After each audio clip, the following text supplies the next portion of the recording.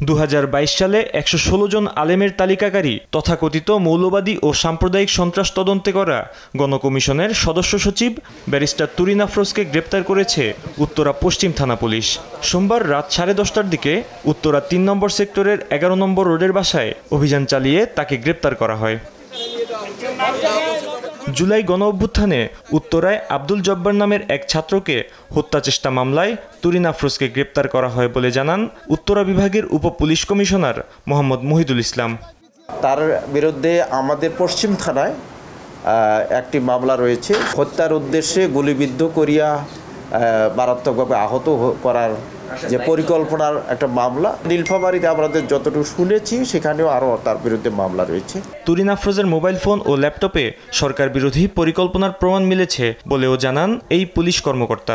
অপারেশনকালীন তার ল্যাপটপ এবং তার মোবাইল ফোন আমরা চেক করে দেখেছি।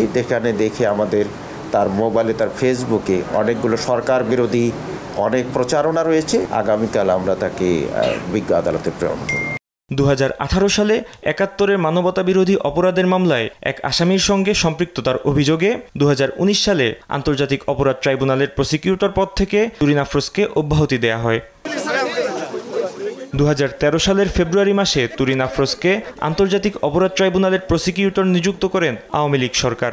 তিনি বাংলাদেশ জামায়াতে ইসলামীর রাজনীতিবিদ আলী হাসান মোহাম্মদ মুজাহিদ এবং গোলাম আজমের বিরুদ্ধে মামলা পরিচালনা করেন। ফাহিম ইউসুফ, দেশ টিভি, ঢাকা।